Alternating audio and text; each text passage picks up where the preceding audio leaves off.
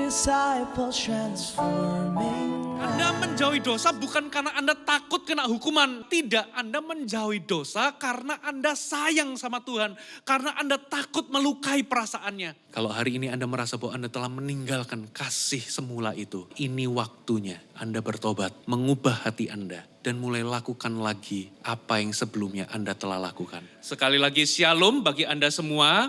Bapak Ibu, Worship Night ke-10 ini kita memberikan tema First Love. Kata first love ini saudara saya temukan di dalam ayat Alkitab. Mari kita buka sama-sama di Wahyu pasal yang kedua. Saudara, Wahyu pasal yang kedua. Di sini ada peringatan Tuhan untuk kita semua orang-orang percaya. Wahyu pasal yang kedua kita baca di ayat yang kedua sampai yang keempat terlebih dahulu. Aku tahu segala pekerjaanmu, baik jeripayahmu maupun ketekunanmu.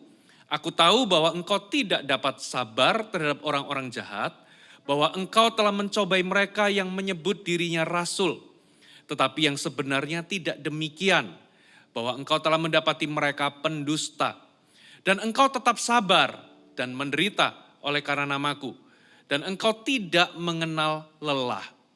Namun demikian, aku mencela engkau. Engkau ini siapa saudara? Ini adalah suara Tuhan kepada jemaat di Efesus. Gitu ya. Namun demikian aku mencela engkau karena engkau telah meninggalkan kasihmu yang semula. Terjemahan bahasa Inggrisnya dikatakan, but I have this against you, that you are turned away from your first love. Saudara. Nah jadi ini adalah suara Tuhan kepada jemaat di Efesus. Jemaat di Efesus ini adalah jemaat yang luar biasa. Dikatakan seperti ini, jemaat Efesus itu dikatakan sebagai jemaat yang sangat berjeripayah dan penuh dengan pengorbanan. Dikatakan jeripayahmu maupun ketekunanmu, aku tahu semua pekerjaanmu. Dan dikatakan mereka ini melakukan tugasnya, saudara, habis-habisan. Mereka ini adalah jemaat yang penuh dengan pengorbanan. Lalu dikatakan, aku tahu juga ketekunanmu. Mereka ini adalah jemaat yang setia.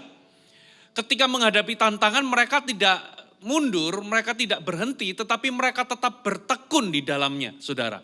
Bahkan dikatakan, saudara, engkau tidak dapat sabar terhadap orang-orang yang jahat. Dengan kata lain mereka ini punya standar etika yang sangat tinggi, saudara.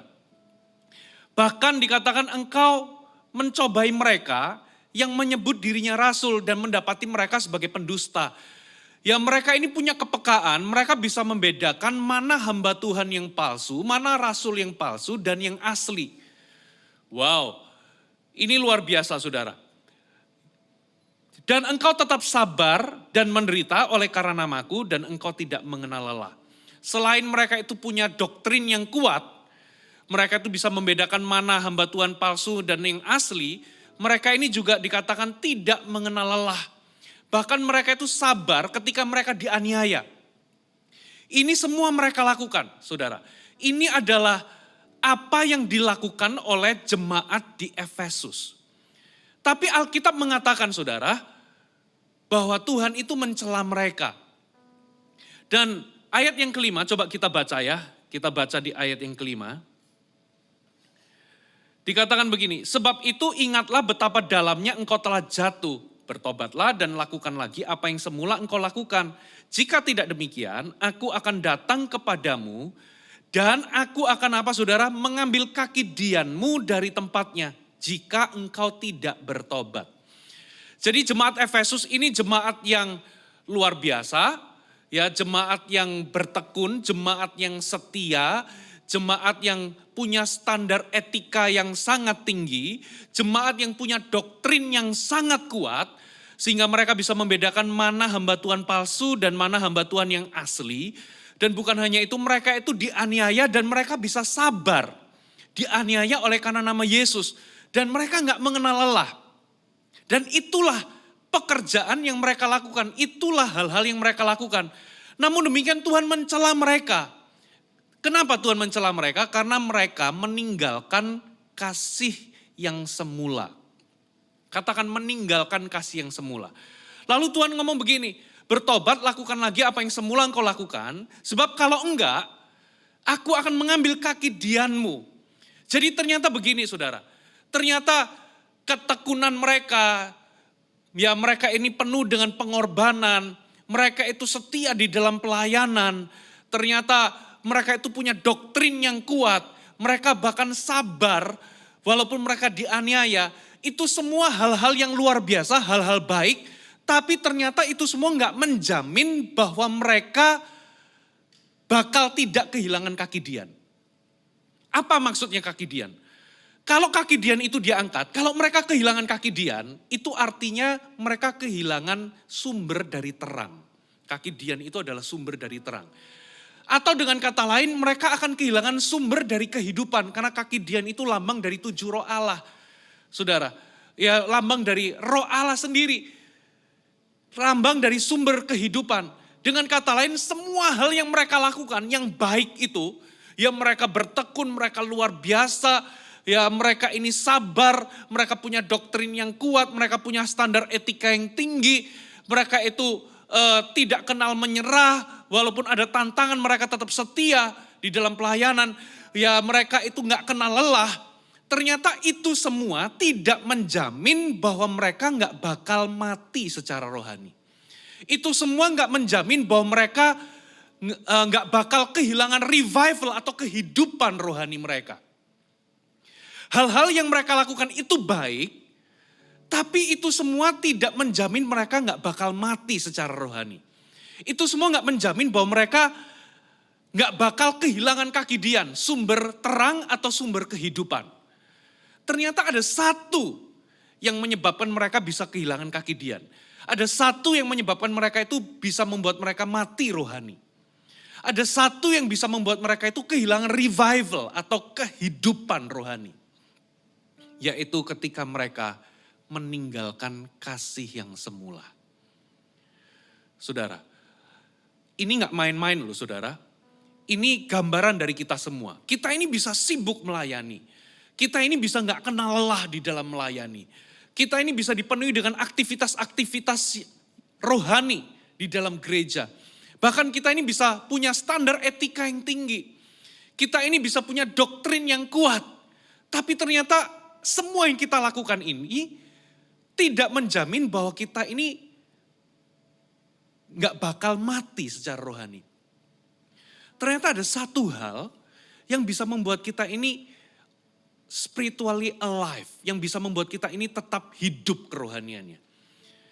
Yaitu ketika kita tetap berada di dalam kasih mula-mula kita kepada Tuhan. Kasih yang semula kepada Tuhan. Saudara, nah makanya Tuhan itu tahu semua yang dilakukan itu dipuji. Semua yang dilakukan oleh jemaat Efesus itu dipuji sama Tuhan. Tapi mereka meninggalkan satu hal yang bisa membuat kerohanian mereka mati. Karena apa? Semua hal yang mereka lakukan yang baik tadi, yang menginspirasi dan yang benar-benar perlu dicontoh tadi, itu semua baik loh. Tapi itu semua itu tidak menjamin bahwa mereka nggak bakal mati secara rohani. Itu semua nggak menjamin bahwa mereka ini akan tetap hidup kerohanian mereka. Ternyata ada satu hal yang terpenting yang itu bisa menjamin bahwa mereka tetap spiritually alive. Yaitu kasih mula-mula, kasih kepada Allah. Nah itulah sebabnya Tuhan itu langsung menegur mereka, mencela mereka. Karena mereka meninggalkan satu hal yang bisa membuat mereka mati secara rohani. Yaitu mereka meninggalkan kasih yang semula. Lantas apa jalan keluarnya? Saudara, Tuhan itu langsung memberikan solusi dan jalan keluarnya. Jalan keluarnya adalah bertobatlah dan lakukan lagi apa yang semula telah engkau lakukan. Saudara, Tuhan berkata bertobatlah. Apa arti bertobat? Bertobat itu artinya berbalik arah, ya, berlawanan arah dari sebelumnya engkau berjalan, lalu Anda berbalik arah, saudara.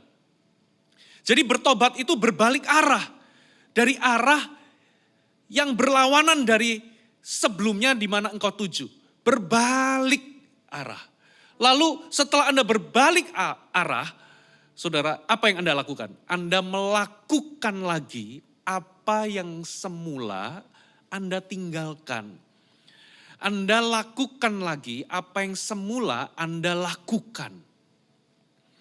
Saudara, jadi itu solusinya. Lakukan lagi apa yang semula Anda lakukan. Jangan menunggu. Jadi begini, Tuhan itu nggak ngomong begini.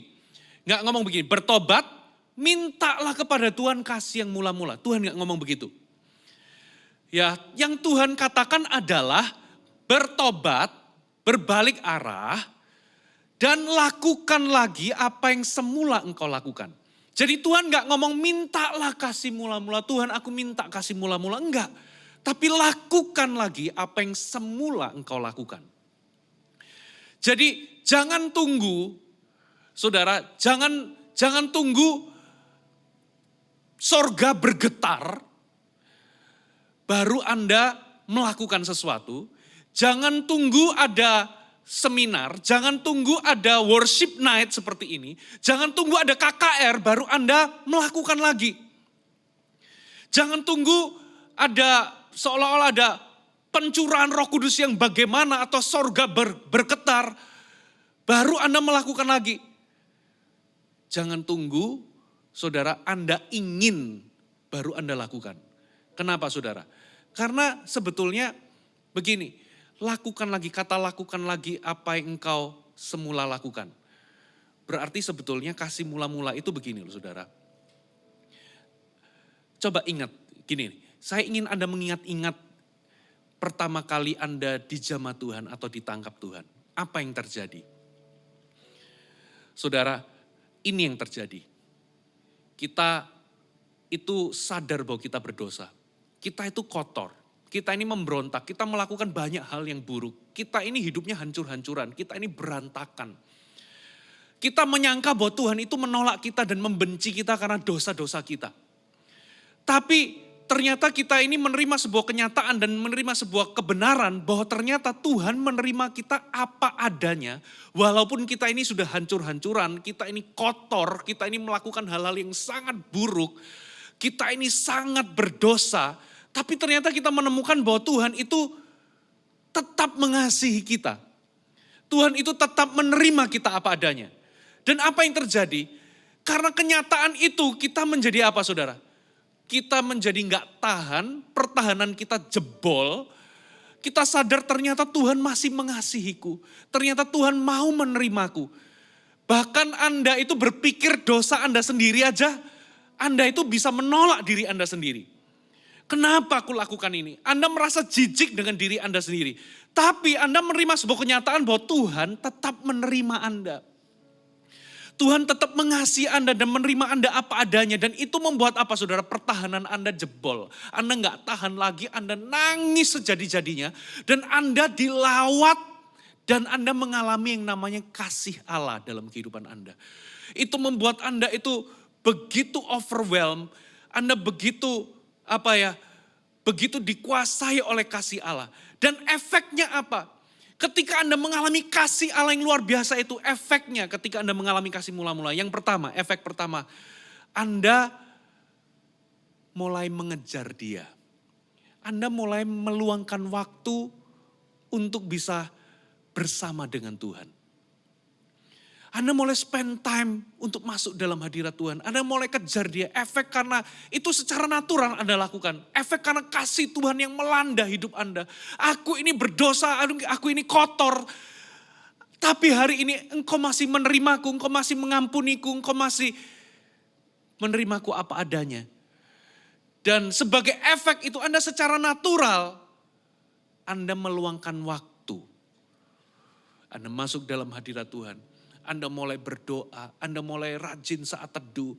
Bahkan kebaktian, Anda ikutin kebaktian 1, kebaktian 2, kebaktian 3. Anda ingin mengalami hadirat Allah.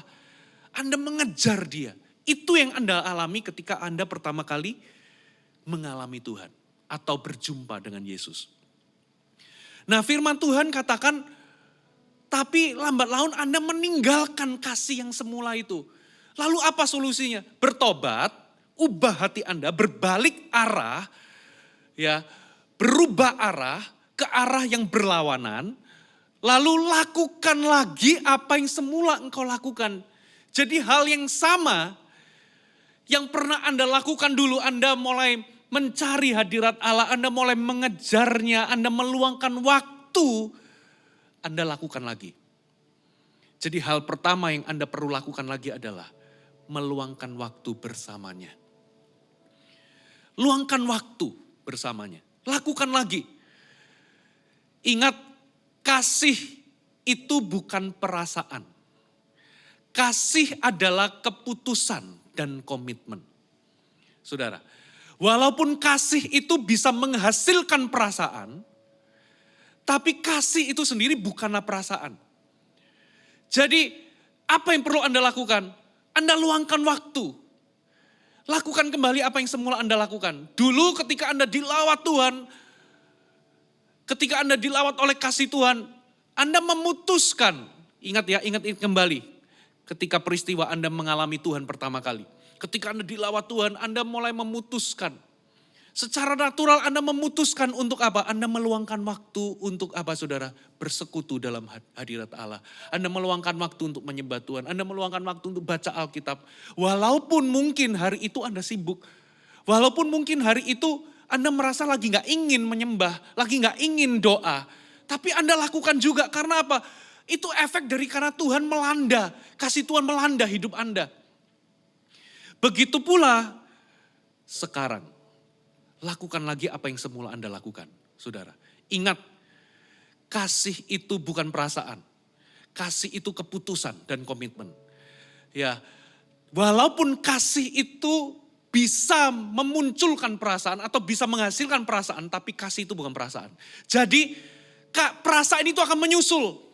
Anda bikin keputusan dulu. Putuskan untuk Anda masuk dalam hadirat Tuhan. Jadi hal pertama yang Anda lakukan adalah Anda datang kepada pribadinya. Anda masuk dalam hadiratnya. Bukan datang kepada program, tidak. Datang kepada seorang pribadi, bukan program. Jadi luangkan waktu kembali untuk berdoa. Walaupun Anda merasa gak lagi ingin berdoa. Walaupun Anda merasa bahwa Anda lagi lagi gak ingin. Walaupun perasaan itu belum ada, putuskan untuk Anda berdoa. Walaupun Anda gak merasa ada getaran-getaran atau Anda gak merasa ada sensasi hadirat Allah yang Anda rasakan di tubuh jasmani Anda. Walaupun Anda gak rasakan itu, tetaplah masuk dalam hadirat Tuhan. Dan sapa Dia, berdoalah, sembah Dia. Kasih itu dieja waktu. Katakan kasih dieja waktu. Jadi salah satu ungkapan kasih kepada Allah adalah memberikan waktu atau meluangkan waktu bersamanya. Jadi walaupun Anda gak merasa lagi ingin, walaupun Anda gak merasa hadirat Allah secara fisik yang Anda bisa tangkap secara fisik. Walaupun Anda gak ada getaran-getaran itu, gak merasa ada getaran sorga. Masuklah dalam hadirat Allah. Luangkan waktu untuk bisa bersekutu dengannya. Walaupun Anda gak rasa sensasi itu, Anda sedang memberikan ungkapan kasih kepada Tuhan. Karena ungkapan kasih kepada Tuhan itu Anda ungkapkan melalui apa saudara? Anda memberikan waktu. Ada banyak momen saya alami hal yang sama saudara. Saya sayang sama anak-anak saya. Ya. Nah, ada beberapa momen terakhir-terakhir ini saudara. Karena kita ini lebih banyak di rumah, apalagi ada liburan. Ada banyak momen anak saya yang terkecil. Ya, yang paling kecil sekarang ini umur 5 tahun. Lagi pas enak-enaknya, lagi pas habis makan lalu rebahan, lagi main handphone begitu ya. Tiba-tiba anak saya itu, "Pak, ayo Pak main pesawat." Karena dia punya banyak koleksi pesawat, mainan pesawat gitu ya. Jadi seringkali suka ajak saya untuk main pesawat. Aduh, saya lagi capek, saya lagi ingin rebahan, lagi ingin main handphone. Ya, tapi gimana? Walaupun saya nggak lagi kepengen, tapi karena saya sayang sama anak saya akhirnya ya udah, oke, saya putuskan untuk apa? Untuk main. Kadangkala juga terucap, aduh ntar aja lah, aduh papa lagi capek. Tapi akhirnya saya lakukan juga saudara. Kenapa? Karena saya sayang sama anak saya. Terakhir ini macam-macam saudara. Yang paling terakhir ini ya, eh, dimintain bacain ini, buku cerita. Padahal itu buku cerita udah berulang-ulang saya bacakan. Nah dia itu minta pas lagi momen saya ini lagi persiapan khotbah, lagi ngetik sibuk-sibuknya. Pak ayo bacain, awalnya saya jawab enggak, papa lagi sibuk, papa lagi begini. Ayolah pak bacain, akhirnya apa? Karena saya sayang, akhirnya saya pergi, saya bacain cerita. Dan saya enjoy, kenapa? Saya sayang. Walaupun saya lagi nggak ingin bacain cerita, buku cerita, tapi saya lakukan juga karena kasih adalah keputusan. Saya luangkan waktu karena saya sayang sama anak saya. Yang paling fresh itu kemarin, saudara. Kemarin saya lagi persiapan khotbah, istri saya juga lagi persiapan khotbah. Jadi kita berdua lagi sibuk persiapan khotbah dari sepanjang hari lah. Nah intinya ini waktu sudah malam kita lagi sama-sama sibuk persiapan khotbah di kamar. Ya tiba-tiba anak saya yang paling kecil datang minta mamanya untuk turun untuk melihat dia nyanyi konser lagu-lagu. Ya dia lagi ada mic gitu ya, ada mic lalu dia nyanyi. Mama lagi sibuk begini lah, papa aja gitu ya. Papa juga lagi sibuk begitu ya. Mama aja, intinya akhirnya dia itu merengek-rengek minta mamanya turun. Padahal lagi sibuk-sibuknya persiapan khotbah. Untuk dengerin dia, untuk lihat dia nyanyi di bawah. Singkat cerita, walaupun lagi gak ingin, lagi sibuk, istri saya akhirnya meletakkan semuanya, lalu turun ke bawah, dengerin dia nyanyi hampir setengah jam. Kenapa istri saya lakukan itu?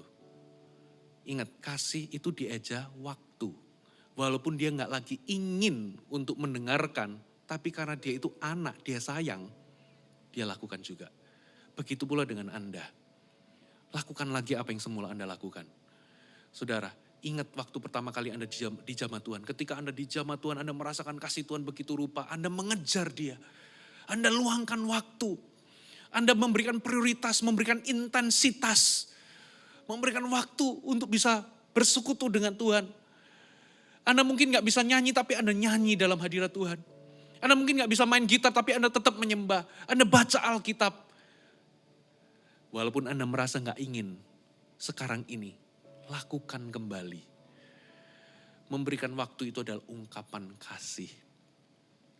Anda kalau sayang sama anak-anak Anda, tapi gak punya waktu sama mereka, sebetulnya Anda gak sayang. Tapi kalau Anda sayang, Anda pasti memberikan waktu. Begitu pula dengan Tuhan. Lakukan kembali. Tuhan gak ngomong mintalah kasih mula-mula, enggak. Tapi bertobat, ubah hatimu, lakukan kembali. Sediakan waktu, luangkan waktu, masuklah dalam hadirat Tuhan. Ada amin? Hal kedua yang perlu Anda lakukan lagi, saudara. Coba ingat-ingat lagi. Ketika Anda di jamaah Tuhan, gitu ya. Anda overwhelmed dengan kasih Tuhan. Anda merasakan penerimaan tanpa syarat dari Tuhan. Dan itu membuat apa, saudara? Itu membuat Anda itu secara natural, Anda memutuskan untuk apa, saudara? Melakukan apa yang Tuhan inginkan. Anda mulai mengusahakan hal-hal yang Tuhan inginkan. Anda mulai mengusahakan mengerjakan kehendak Tuhan yang Tuhan nyatakan bagimu. Walaupun mungkin Anda merasa gak ingin atau bertentangan dengan keinginan Anda tetap melakukannya. Karena Anda tahu ini adalah keinginan dan kehendak Tuhan. Kenapa saudara? Karena kasih itu adalah tindakan. Hari-hari ini banyak orang itu punya definisi kasih begitu sempit. Kasih itu hari-hari ini masyarakat modern itu mengatakan bahwa kasih itu adalah perasaan. Jadi kalau kita sedang mengasihi seseorang berarti kita itu sedang merasakan sesuatu yang baik tentang orang itu. Ternyata bukan begitu. Tidak sesempit itu kasih versi Alkitab. Ya, kasih versi Alkitab itu bukanlah kita ini merasa sesuatu yang baik tentang seseorang. Jadi kalau kita ini sedang mengasihi seseorang berarti kita ini merasakan sesuatu yang baik tentang seseorang. Tidak. Ternyata kasih versi Alkitab itu sangat berhubungan dengan yang namanya tindakan. Makanya Yohanes 14 berkata demikian, coba kita baca ya. Yohanes 14 dikatakan begini ayat 15. Jikalau kamu mengasihi aku, kamu akan menuruti segala perintahku. Coba kita baca ayat yang ke-24. Barang siapa tidak mengasihi aku, ia tidak menuruti firman-Ku. Jelas Yohanes 14, jika kamu mengasihi aku, kamu akan menuruti segala perintah-Ku. Jadi ketaatan kita, ketika kita mentaati Tuhan, kita ini melakukan kehendak Tuhan, itu adalah ungkapan kasih kita kepada Allah. Jadi hal kedua yang Anda perlu lakukan adalah lakukan kembali apa yang semula Anda lakukan. Waktu dulu ketika Anda dilawat Tuhan, langsung muncul sebuah kerinduan untuk melakukan kehendak Tuhan. Anda mulai Anda mulai mengusahakan untuk melakukan apa yang jadi keinginan Tuhan. Anda usahakan walaupun itu bertentangan dengan keinginan Anda, walaupun itu sulit. Itulah yang Anda lakukan pertama kali ketika Anda dijamah Tuhan. Nah, yang Tuhan mau sekarang ini kalau Anda sudah meninggalkan kasih-Mu yang semula, Tuhan mau Anda lakukan kembali. Saudara, lakukan kembali. Ketaatan itu adalah ungkapan kasih. Lakukan kembali apa yang menjadi kehendak Tuhan dalam kehidupan Anda. Saudara, nah inilah yang membedakan antara anak kecil dengan anak yang dewasa. Anak kecil dengan anak Tuhan yang dewasa. Inilah yang membedakan. Di titik ini kalau Anda ingin mengalami, saudara, Anda ingin kembali kepada kasih Anda semula. Ini hal kedua ini yang harus Anda lakukan, saudara. Anda memutuskan untuk menjadi anak yang dewasa. Apa maksudnya? Anak kecil itu hanya fokus kepada dirinya sendiri. Anak kecil itu fokus kepada kesenangannya sendiri. Apa yang bisa diharapkan dari anak kecil? Nggak ada. Anak kecil itu nggak punya kepekaan kalau orang tuanya ini punya kebutuhan atau punya beban. Anak kecil itu cuma mikir kesenangannya sendiri, kepentingannya sendiri. Dia nggak pernah mikir kepentingan orang tua. Dia nggak punya kepekaan, saudara. Tapi beda dengan anak yang dewasa. Anak yang dewasa itu belajar untuk peka. Papa mamaku ini punya kebutuhan apa ya? Papa mamaku ini punya beban apa ya? Anak yang dewasa itu akan berusaha untuk menyenangkan hati orang tuanya. Kalau orang tuanya punya kehendak, punya perintah, dia akan lakukan. Karena apa? Dia menjadi peduli dan menjadi peka akan kebutuhan orang tuanya. Sedangkan orang Kristen kekanak-kanakan, mereka nggak peduli sama apa yang menjadi keinginan, kehendak ataupun perintah Tuhan. Mereka nggak peduli sama bebannya Tuhan. Mereka nggak peduli sama kebutuhan Tuhan. Sama kepentingannya Tuhan, mereka nggak peduli. Itulah yang membedakan anak kecil dengan anak dewasa. Di titik ini, lakukan lagi apa yang semula Anda lakukan. Saudara, di titik ini putuskan untuk aku mau bertumbuh menjadi anak Tuhan yang dewasa. Orang Kristen yang dewasa. Nah, orang Kristen yang dewasa, dia akan mencari-cari apa yang menjadi kehendak Tuhan dan dia akan lakukan. Katakan amin. Saudara, karena apa? Kasih itu adalah tindakan. Coba kita lihat beberapa ayat ini, saudara. Satu ayat ini dengan beberapa versi. Efesus 5 ayat 16 sampai 17. Perhatikan. Efesus 5 ayat 16 sampai 17. Dan pergunakanlah waktu yang ada karena hari-hari ini adalah jahat. Sebab itu janganlah kamu bodoh.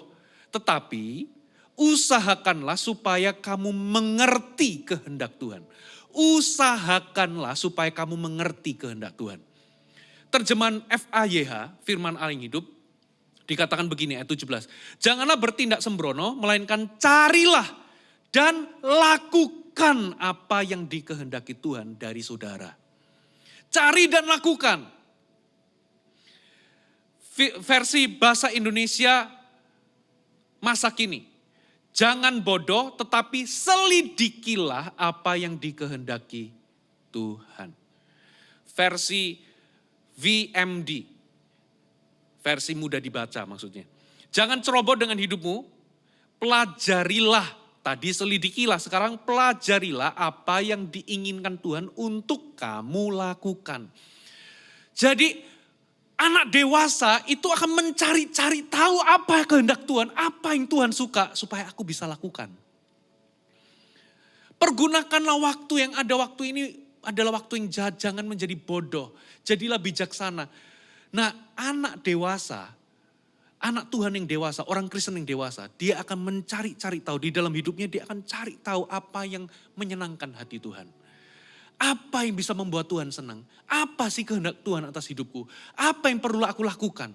Dan dia akan lakukan. Tapi anak kecil, kekanak-kanakan rohani, bayi rohani, gak peduli. Dia cuma peduli kesenangannya. Ya, yang dia doakan cuma berkat, titik. Dia gak mau peduli Tuhan itu punya beban apa. Satu kali Yesus pernah jalan, lalu hatinya menjadi tergerak oleh belas kasihan. Karena melihat apa? Ada banyak domba, ada banyak orang itu lelah dan terlantar seperti domba gak punya gembala. Lalu Tuhan ngomong sama murid-muridnya, berdoa minta kepada Bapa empunya tuayan supaya ia kirimkan pekerja. Karena apa? Ada banyak tuayan tapi sedikit pekerja. Itu keinginan Tuhan. Tuhan itu ternyata punya proyek, punya beban. Tuhan itu ternyata punya kebutuhan. Tuhan itu dalam tanda kutip ya, seolah-olah Tuhan itu punya kegalauan gitu ya.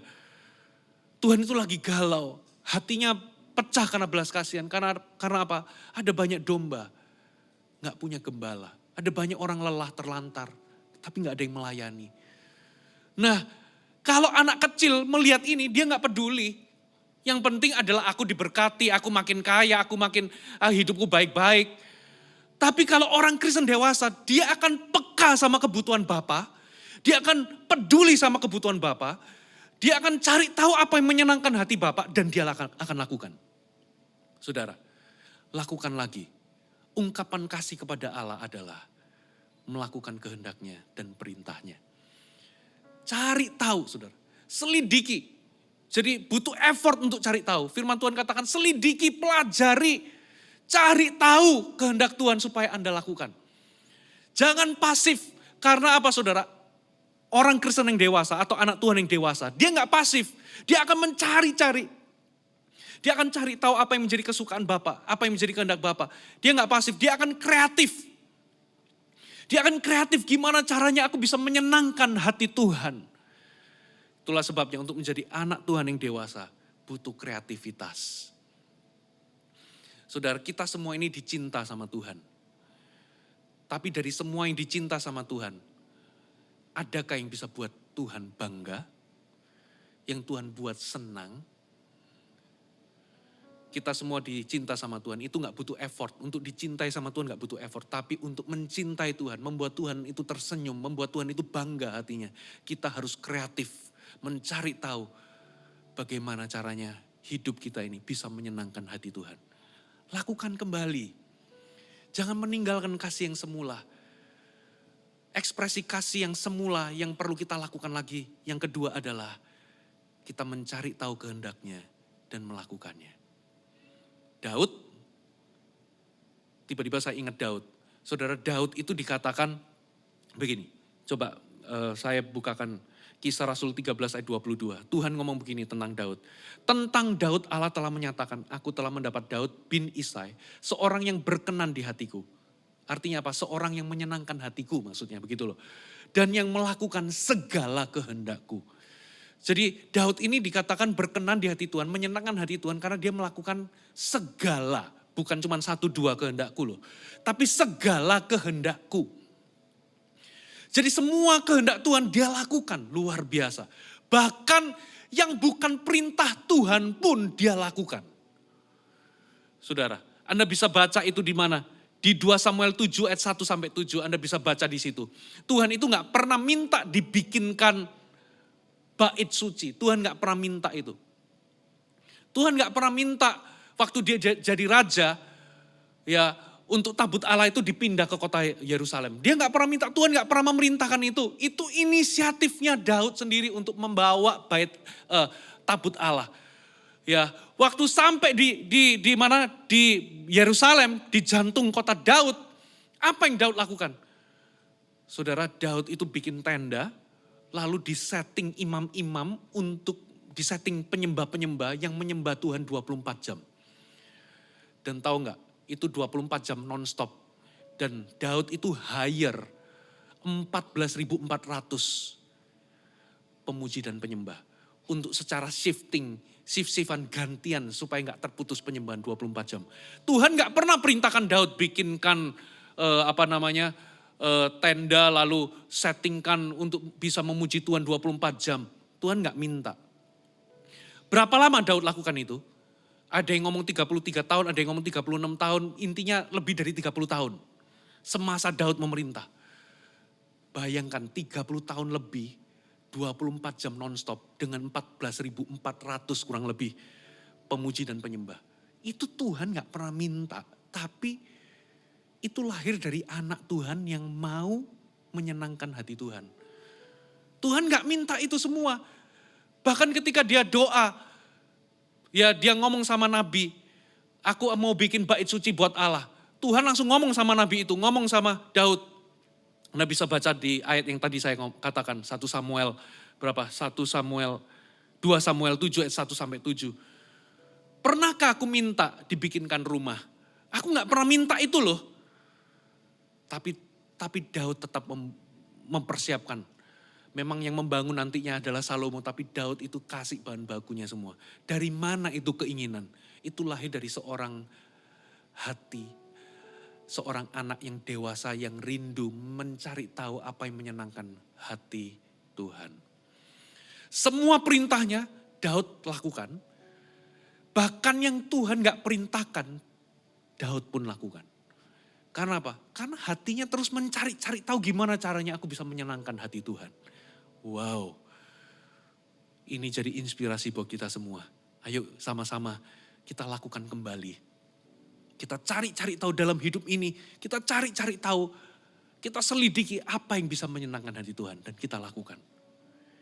Hal yang ketiga yang dilakukan, yang perlu Anda lakukan, Anda perlu lakukan lagi adalah menjaga perasaannya. Dengan cara apa saudara? Menjauhi dan membenci dosa. Coba ingat-ingat pertama kali ketika Anda dilawat Tuhan, pertama kali Anda berjumpa dengan Yesus. Saudara, beberapa di antara Anda langsung dengan mudah membakar hal-hal yang tidak berkenan. Melepaskan rokok misalnya.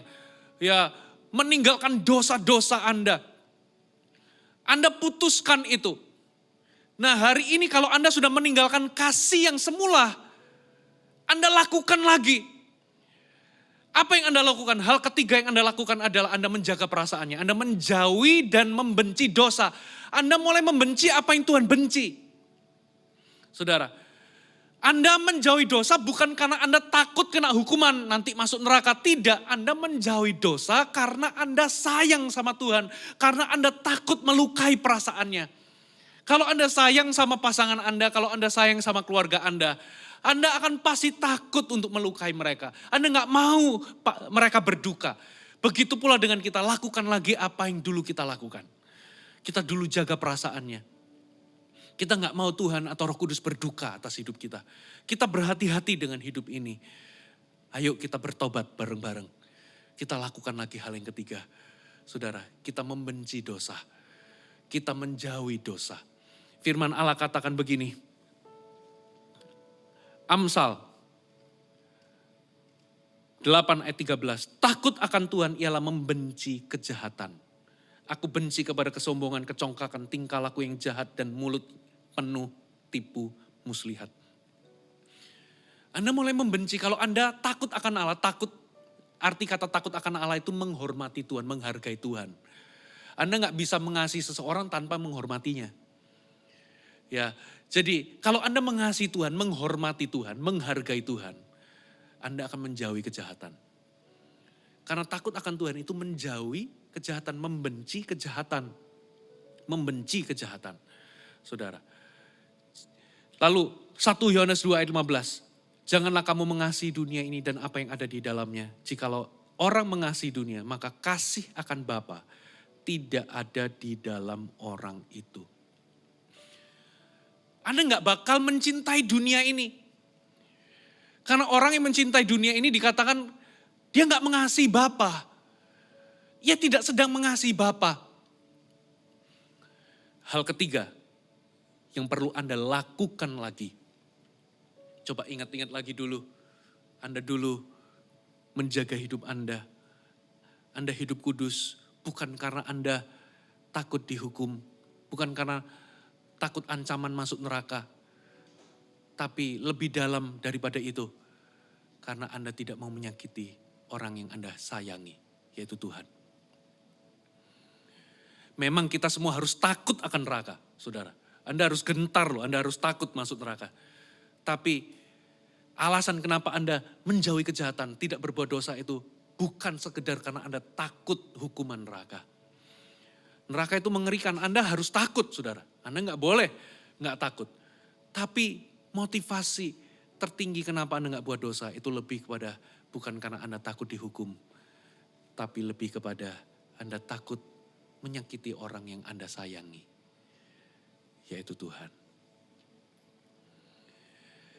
Jemaat Efesus ditegur sama Tuhan. Apa yang baik dipuji, mereka bertekun, mereka setia, tidak mengenal lelah. Mereka itu punya standar etika yang tinggi. Mereka ini walaupun dianiaya, tapi mereka tetap sabar menanggung penderitaan. Itu dipuji sama Tuhan. Tapi semua hal itu tidak menjamin bahwa mereka nggak mati secara rohani. Itu semua nggak menjamin bahwa mereka bakal terus spiritually alive. Ternyata ada satu hal yang menjadi jaminan, yaitu kasih semula. Kalau hari ini Anda merasa bahwa Anda telah meninggalkan kasih semula itu, saudara, ini waktunya Anda bertobat, berbalik arah, mengubah hati Anda, dan mulai lakukan lagi apa yang sebelumnya Anda telah lakukan. Anda luangkan waktu bersama dengan Dia, bersekutu. Yang kedua, saudara, Anda mencari-cari tahu apa yang menjadi kehendaknya dan lakukan. Dan yang ketiga, saudara, Anda menjaga perasaannya. Anda membenci dosa dan menjauhi dosa. Anda tidak ingin melakukan sesuatu yang bisa menyakiti hati Tuhan. Hai, terima kasih sudah bergabung bersama kami, Gereja Mor Sharon, Jabodetabek. Sebagai gereja Tuhan, adalah kerinduan bagi kami untuk melihat Anda terus bertumbuh dalam pengenalan akan Tuhan dan mengalami perubahan hidup. Maka dari itu, bergabunglah bersama komunitas kecil kami, Connect Group. Dapatkan informasi lebih lanjut pada kolom deskripsi kami. Last but not least, don't forget to subscribe dan bagikan video ini kepada orang yang Anda kasihi. Thank you for joining us and see you next time.